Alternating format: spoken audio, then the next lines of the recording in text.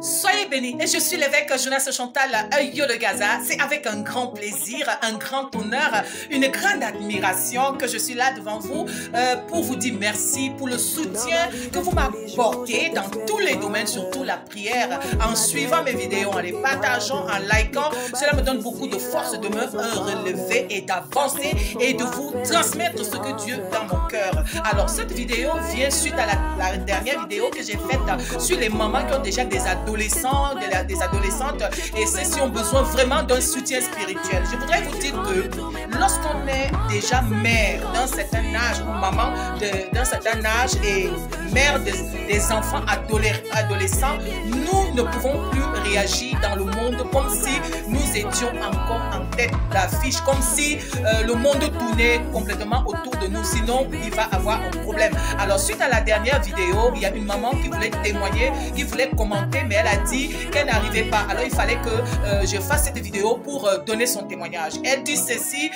révérende, ce que tu as expliqué est tellement vrai parce que il est arrivé que ma fille qui a 26 ans est tombée enceinte et on est allé à l'hôpital et le docteur a dit que l'enfant était trisomique ou quelque chose de ce genre, une grossesse de 5 mois, il fallait avorter, il fallait enlever le bébé et elle a dit waouh Seigneur, sa fille était ébranlée et elle a pris sur elle, elle dit non, elle a entendu une voix qui lui disait tiens-toi, le Satan veut voler ton petit-fils, tiens-toi, prie, intercède. Elle dit qu'elle a pris, le médecin a dit ok, on va faire un dernier examen et ensuite maintenant on va prendre la décision. Dans tous les cas c'est déjà fait, bref, et c'est comme ça qu'elle a pris 9 jours de jeûne et de prière avec sa fille et elle pleurait toutes les deux devant Dieu. Elle s'est tenue en esprit, en vérité, pour arracher son petit-fils d'entre les morts, d'entre les mains des sacrificateurs, Satan, des mauvais esprits et tout. Et lorsqu'ils sont allés faire le dernier examen, il s'est avéré que l'enfant était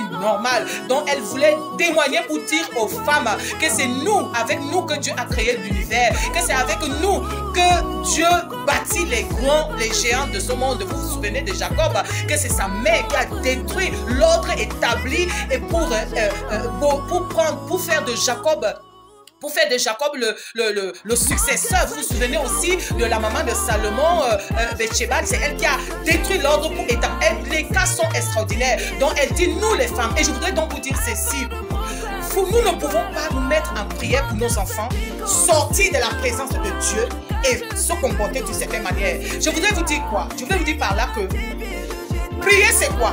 C'est se mettre en position, en prendre une position de la sanctification, purifier son corps, son âme, pour entrer en présence de Dieu, faire un échange avec Dieu, lui donner nos requêtes et puis attendre qu'il nous réponde. Sinon, ce n'est pas la prière, c'est le blablabla. Et lorsque nous prions pour nos enfants, nous entrons dans la présence de Dieu. Et lorsque nous nous connectons avec Dieu, nous parlons, nous échangeons avec celui-ci. Il nous exauce ou il nous donne une parole d'encouragement. Nous rentrons, nous ne pouvons plus nous comporter de la même manière. Je vous promets, on ne peut plus se comporter de la même manière. On ne peut pas voir Dieu et continuer de se comporter de la même manière. On ne peut pas être dans la présence de Dieu, sortir de la présence de Dieu et demeurer la même personne. Et c'est du blabla. Et c'est pour cela que beaucoup de gens vont vers les marabouts. C'est pour cela que beaucoup de gens ont perdu le sens de la sanctification, de la purification, des valeurs spirituelles, culturelles et traditionnelles. Vous ne pouvez pas parler de tradition et être méchant. Nos ancêtres ne répondaient pas, nos ancêtres ne calculaient pas, ne marchaient pas, ne faisaient pas avec des personnes impies, des personnes maléfiques.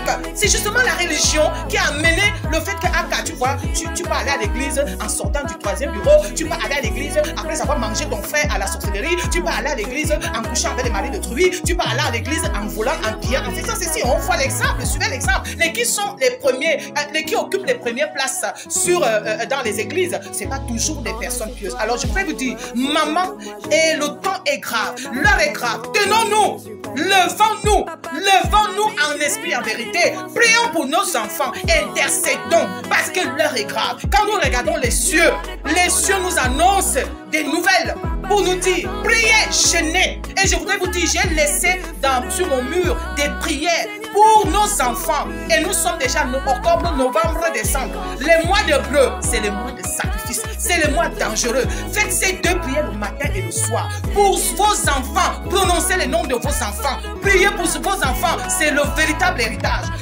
Les gens, l'homme, l'humain, c'est le véritable héritage. C'est pour cela que Dieu a vu Jacob. C'est pour cela que, pas Jacob, Job. C'est pour cela que Dieu a béni Job. Parce que Job investissait sur les hommes. Même quand vous investissez sur vos propres enfants, vous investissez sur l'œuvre de Dieu. Parce que Dieu n'habite que les corps, les maisons que lui-même a créées. Alors je voudrais vous dire que les mamans se tiennent encore.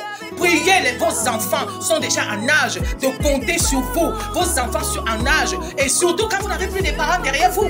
Moi par exemple, mes 2 parents sont déjà décédés. Donc je dois me tenir. Je suis déjà, comme on appelle les bibliques, c'est-à-dire les gardiens de l'héritage. Soyons donc des véritables bons et bonnes gardiens d'héritage. Et transmettons à nos enfants des meilleures valeurs. Le Cameroun compte sur nous. Vos familles comptent sur nous. Et nos enfants aussi. Soyez bénis et veuillez partager.